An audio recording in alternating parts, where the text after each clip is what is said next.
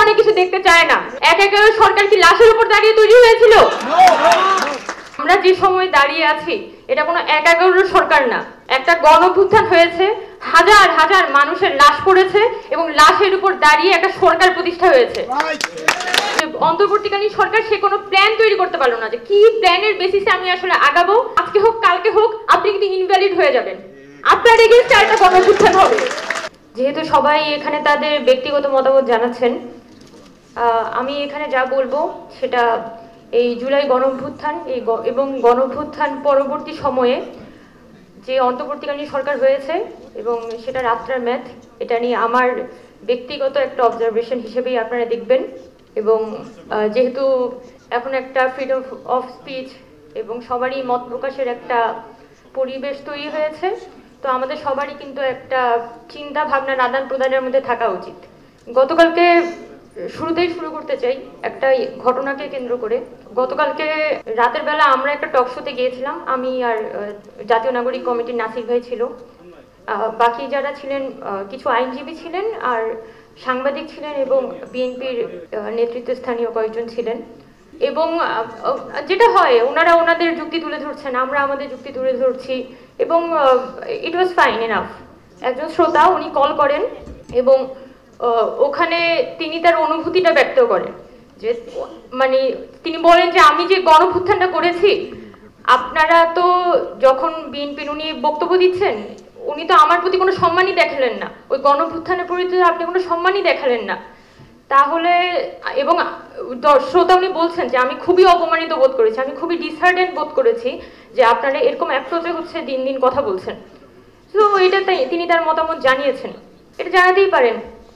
এবং এটা জানানোর পরও যিনি ওখানে বসেছিলেন বিএনপি নেতৃস্থানীয় একজন বক্তা, উনি এটাকে কোনো ধর্তব্যের মধ্যেই নিলেন না, উনি এগেইন তার যে পলিটিক্যাল আলাপ আলোচনা এবং ওনাকে লিটারেলি একদম মাইনাস করে দিয়ে তার কথাগুলো বলতে থাকলেন। এবং সাথে আরেকজন সাংবাদিক ছিলেন, উনিও সেম টোনেই একদমই মাইনাস করে দিয়ে এখানে যে মানুষের একটা অভ্যুত্থান হয়েছে সেটা বাদ দিয়ে আচ্ছা ১/১১ সরকারে কি হয়েছিল, ও আওয়ামী লীগের শুরুতে কি হয়েছিল, এই সাইকোলজিক এই বেসিসেই হচ্ছে যে উনি শুধুমাত্র মূলত কনস্টিটিউশনাল বেসিসেই ওনারা শুধুমাত্র পুরা অন্তর্বর্তীকালীন সরকার এবং বর্তমান পরিস্থিতিকে ব্যাখ্যা করার চেষ্টা করছিলেন। তখন আমি আর নাসির ভাই এক পর্যায়ে জিনিসটা নিতে পারিনি, মানে ওনারা এতটাই মানে যাচ্ছে তাই বলে যাচ্ছিলেন যে আমার আর নাসির ভাইয়ের পক্ষে এক পর্যায়ে এটা নেওয়া সম্ভব হচ্ছিল না এবং আমাদের গা হাত পা কাঁপছিল, দুইজনেরই গা হাত পা কাঁপা শুরু করে দেয়। এবং শেষে আমি বলতে বাধ্য হই যে আমরা যে সময় দাঁড়িয়ে আছি এটা কোনো ১/১১ সরকার না, একটা গণঅভ্যুত্থান হয়েছে, হাজার হাজার মানুষের লাশ পড়েছে এবং লাশের উপর দাঁড়িয়ে একটা সরকার প্রতিষ্ঠা হয়েছে। এবং যারা হচ্ছে আজকে এসে সংবিধানের দোহাই দেন, যারা বলেন যে ওই ১/১১ সরকারের সময় কি হয়েছিল, ১/১১ সরকার কি লাশের উপর দাঁড়িয়ে তৈরি হয়েছিল? তো আজকে এসে আমাদের তো ১/১১ সরকারের উপর জনগণের কি হিস্সা ছিল, জনগণের তো কোনো দায় ওই সরকারকে নিতে হয় নাই। কিন্তু আজকে যে একটা অন্তর্বর্তীকালীন সরকার তৈরি হয়েছে, এই বাংলাদেশের প্রত্যেকটা কৃষক মজুর সকলে মনে করে যে এটা তার সরকার, এটা তো ওই অন্তর্বর্তীকালীন সরকারের একটা দায়। এবং এই অন্তর্বর্তীকালীন সরকারকে সেই জায়গা থেকে কিভাবে সফল কাম করতে পারি এটা আমাদের সবার দায়, এটা বাংলাদেশের জনগণের দায়। কেন এই কথাগুলো বলছি? জুলাই গণঅভ্যুত্থান পরবর্তী যখন ৫ আগস্ট শেখ হাসিনা এই দেশ থেকে পালিয়ে যান এবং পালিয়ে যাওয়ার পরে আমাদের সবার স্বাভাবিকভাবে তখন এক্সপেকটেশনটা কি, একটা রাষ্ট্রের মধ্যে একটা জাতীয় ঐক্যমত তৈরি হয়েছে যে আমরা আর কোনো হানাহানি মারামারি চাই না, এই যে শেখ হাসিনা দেশটার মধ্যে একটা ফ্যাসিস্ট সিস্টেম কায়েম করেছেন, এই ধরনের ফ্যাসিস্ট সিস্টেম আমরা দেশের মধ্যে চাই না। এখন যাই দাঁড়াবে, যত পলিটিক্স হবে ওপেনে হবে, সবাই সবার পলিটিক্স করবে, জনগণ চুজ করবে সে কি চায়, এটা ছিল আমাদের ওই সময়কার সিদ্ধান্ত। কিন্তু সেটার জন্য আমার তো দেশটাকে একটা মিনিমাম সিস্টেম ক্রিয়েট করে দিতে হবে, একটা ব্যবস্থার মধ্যে তো আমার ঢুকতে হবে এবং আমার যত ডায়ালগ সেটা হবে সেটাকে কেন্দ্র করে যে আমার সিস্টেমটা আমি কিভাবে করে রিপেয়ার করতে পারি, নতুনভাবে কিভাবে আমি একটা দেশটাকে নির্মাণ করতে পারি। এবং শুরুতে বেশ কিছুদিন এই প্রক্রিয়ার মধ্যে আমরা ছিলামও, কিন্তু ১০-১৫ দিন যেতে না যেতে আমি কিছু বাস্তবতা দেখাই যে এখানে যে ইন্টারিম গভর্নমেন্ট তৈরি হয় তারা এক ধরনের আমি এক ধরনের সমালোচনা করতে চাই, এখানে যারা আহত নিহতর পরিবারগুলো আছে তাদের প্রতি কিন্তু যে ধরনের দায়বদ্ধতা এই গভর্নমেন্টের দেখানোর কথা সেটা তারা দেখায় নাই। এখন যখন এই পরিবারগুলোর উপর তারা দায়বদ্ধতা দেখায় নাই, সেই দায়টাও এসে পড়েছে আসলে ছাত্র জনতার উপর, যারাই আন্দোলনে লিড দিয়েছে তাদের উপর। আমি তো ডাক্তার না, কিন্তু আমাকে দেখা যাচ্ছে তার সার্বিক নিরাপত্তার ব্যবস্থা, তার অমুক এলাকার মামলা, অমুক জমি জমার সমস্যা, সব সমস্যার সমাধান এখন বৈষম্যবিরোধী ছাত্র আন্দোলনে করতে হবে, এরকম একটা পরিস্থিতি। তো এই যে এরকম একটা রাষ্ট্রের মধ্যে যখন সবগুলা আমাদের সবার কিন্তু একত্রিতভাবে কাজ করার কথা, সেই জায়গায় কি হয়েছে যে অন্তর্বর্তীকালীন সরকার সে কোনো প্ল্যান তৈরি করতে পারলো না যে কি প্ল্যানের বেসিসে আমি আসলে আগাবো। আমাদের বৈষম্যবিরোধী ছাত্র আন্দোলন,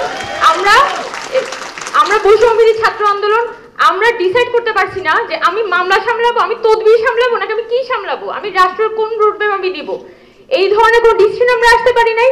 এবং আলহামদুলিল্লাহ আমাদের যে রাজনৈতিক দলগুলো আছে, আমি কাউকে স্পেসিফিক্যালি বলবো না, কিন্তু প্রত্যেকেরই একটা ভাষার মধ্যে রাজনৈতিক দলগুলোর মধ্যে নির্বাচন দিতে হবে, যত দ্রুত সময়ের মধ্যে, কোনো মতে রিপোর্ট দিয়ে দেন এবং নির্বাচন দেন, এরকম একটা লাইনের মধ্যে সবগুলো রাজনৈতিক দল ঢুকে গেছে।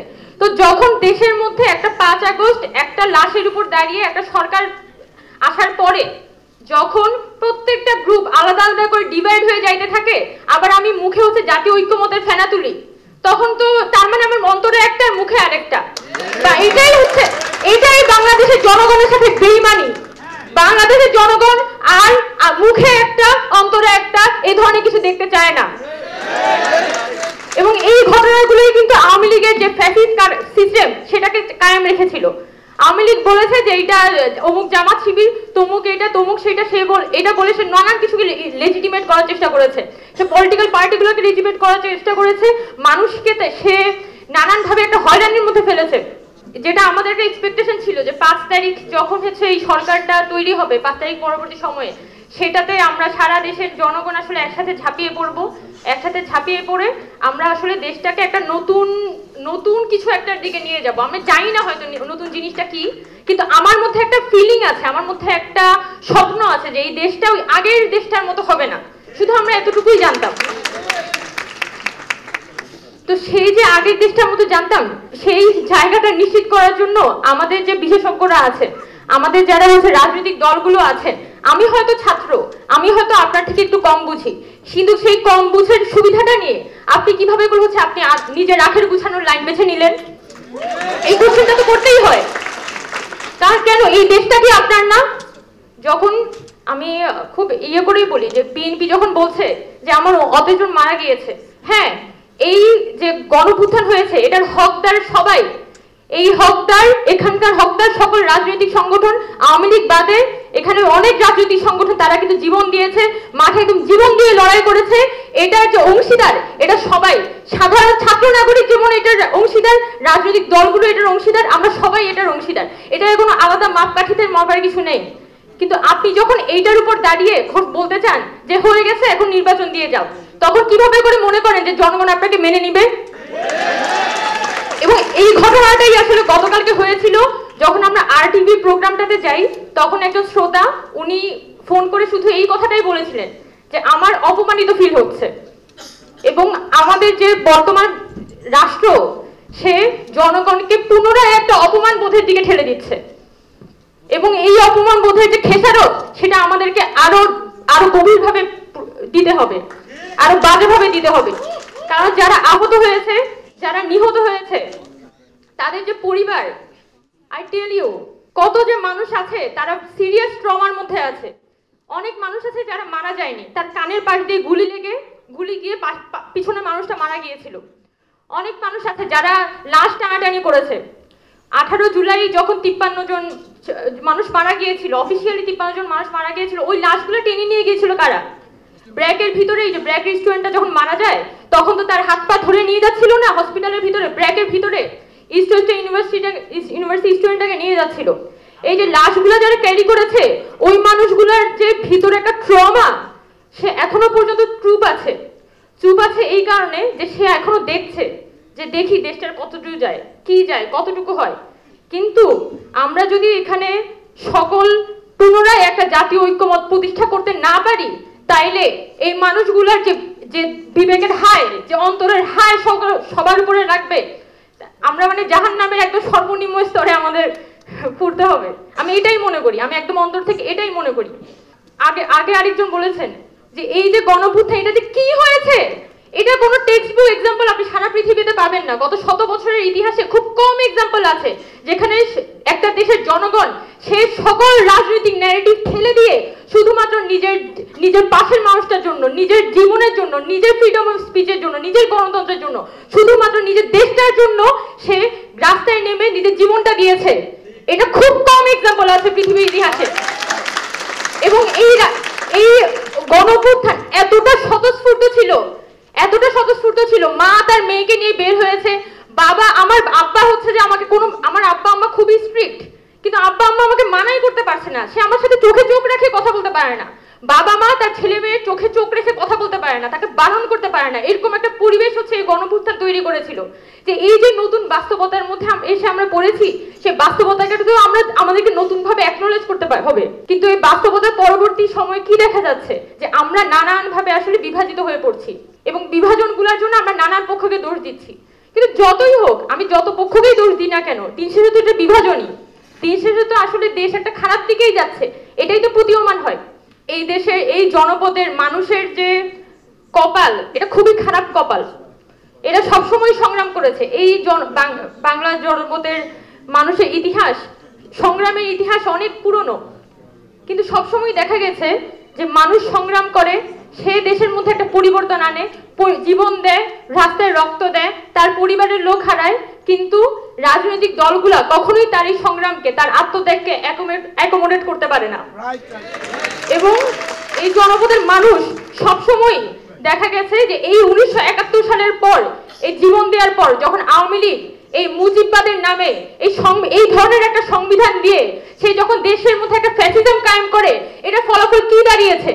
এই জনপদের মানুষ পুরোপুরি এখানকার পলিটিক্যাল সিস্টেম থেকে ডিটাচ হয়ে গেছে। তাই আমাদের একটা নতুন জায়গায় পৌঁছাতে হবে। কেউ যদি মনে করে যে আচ্ছা হয়েছে, যা হওয়ার হয়েছে, আওয়ামী লীগ ফিল্ডে নাই, এখন আমি ফিল্ডে আসবো, তাহলে আপনি কিন্তু আজকে হোক কালকে হোক আপনি কিন্তু ইনভ্যালিড হয়ে যাবেন। আপনার এগেইনস্টে একটা গণঅভ্যুত্থান হবে, কারণ অনেক হয়েছে, আর না অনেক হয়েছে। আমরা আর লাশ দেখতে চাই না, আর কোনো মৃত্যু দেখতে চাই না। প্রচুর মানুষ ট্রমাটাইজ হয়েছে, আর দরকার নাই। আমরা সবাই আসি, একসাথে হই, একটা নতুন বাংলাদেশ গড়ার স্বপ্ন দেখি, যে রাষ্ট্রটা আমরা অ্যাকচুয়ালি সংস্কার করে একটা নতুন রাষ্ট্র বিনির্মাণ করতে চাই, সেটা নিয়ে আমরা আলাপটা করি, যে এই রাষ্ট্রটাকে এইভাবে সংস্কার করে আমরা এই জায়গায় নিয়ে যাইতে পারি। সেই কথাগুলো আমাদের মধ্যে হোক। কিন্তু সব বাদ দিয়ে কবে হচ্ছে অন্তর্বর্তীকালীন সরকার যাবে, কখন হচ্ছে নির্বাচন হবে, এই আলাপের মধ্যে আমরা ঢুকে থাকলে আসলে দেশটা কিছুই হবে না। দিন শেষে আরেকটা নতুন ফ্যাসিজম এখানে কায়েম হবে। তো আমি আসলে এই বার্তাগুলো পৌঁছানো প্রয়োজন, যাদের কাছে পৌঁছানো প্রয়োজন, জনগণের কাছে পৌঁছানো প্রয়োজন, সেই জায়গা থেকে এই কথাগুলো বলছি। No hard feelings. কিন্তু এখানে কথা একটাই, আবার জাতীয় ঐক্য দরকার সকলের মধ্যে। ছাত্র জনতা, রাজনৈতিক দল, বৈষম্যবিরোধী ছাত্র আন্দোলন, সকলের মধ্যেই একটা রাজনৈতিক ঐক্যমত, একটা জাতীয় ঐক্য আমাদের গড়ে তুলতে হবে। এই অন্তর্বর্তীকালীন সরকার, যেটা একটা খুবই দুর্বল পজিশনে আসে, আমি যতই এটাকে জাস্টিফাই করার চেষ্টা করি না কেন, সরকার একটা দুর্বল পজিশনে আছে। যেহেতু এটা একটা গণঅভ্যুত্থানের সরকার, তাকে ওই গণঅভ্যুত্থানের স্পিরিট দিয়েই আমাদের কিন্তু তাদেরকে আপহোল্ড করতে হবে। তাদের ভুল ত্রুটি, তাদেরকে ভালো দিকে ড্রাইভ করা, এটা আমাদের দায়িত্ব, এটা জনগণের দায়িত্ব। সেই জায়গা থেকে আমাদের সকলকেই একটা ঐক্যমতের মধ্যে পৌঁছাতে হবে। অন্তত 2 বছর 2.5 বছর যতদিন না পর্যন্ত নির্বাচনটা হচ্ছে, বর্তমান সময়টা, এই সময়টাতে অন্তত দেশের মধ্যে একটা জাস্টিস আর অ্যাকাউন্টেবিলিটির একটা পরিস্থিতি তৈরি করতে পারি, একটা সিস্টেম ক্রিয়েট করতে পারি, এই নিয়তটা আমরা সকলের মধ্যে থাকা উচিত। এই জায়গা থেকে আমার মনে হচ্ছে কথাগুলো বলা উচিত। আপনাদের সবাইকে ধন্যবাদ। যদি কোনো ভুল ত্রুটি হয়ে থাকে তাহলে ক্ষমা করে দিবেন। সংবাদ, ফিচার ও অনুষ্ঠানের জন্য ভিজিট করুন সংবাদ প্রকাশের ওয়েবসাইট এবং যুক্ত থাকুন ফেসবুক পেজ ও ইউটিউব চ্যানেলের সঙ্গে।